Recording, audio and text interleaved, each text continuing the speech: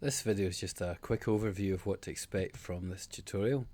The tutorial is split up into 5 parts, and the first part just deals with what packages you'll need to install in order to build and run your Qt Quick applications on your own machine.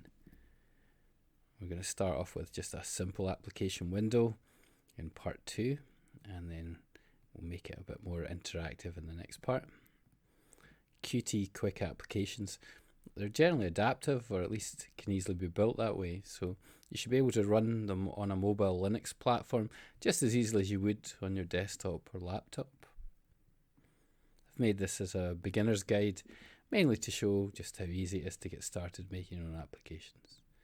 And there are, as with most things, many ways to go about doing this, but I like the simplicity of being able to build them using just a text editor and a terminal.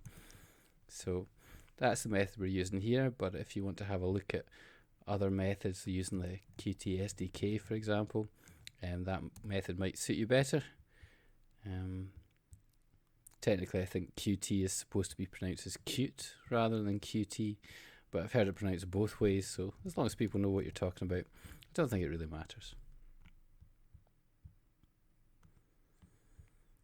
So once we've made our first application windows and filled them with some colors and some labels, then we'll try and make something a bit more interactive in part 3.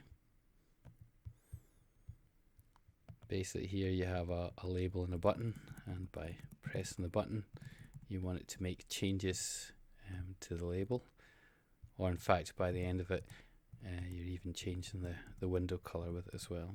So this uses the ID method and the properties in order to get a sort of toggle switch. And then in part 4 we're going to try and make something just a little bit more useful. So we're going to make a very simple timer. Again, very similar. It's got a label and a button, but in this case the label is showing the time, and then the button will start and stop the timer. In fact, by the end of it we have 2 buttons, so you can reset the clock as well. Then in the last part, part 5, we're going to go about making the desktop entries. So that means that you'll be able to launch your application just from your desktop, just by clicking on the icon. We use a slightly hacky method in order to get this to work. You really want to be using the Q resources, but for a simple project like this, for running things on your own machine, it's really not a problem. You can learn the proper method afterwards. But by the end of this, you'll have your own applications, and you can launch them from your desktop easily.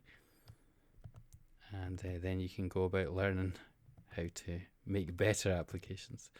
But this is just how to get started, and it's really quite easy, and it's a lot of fun. So let's begin.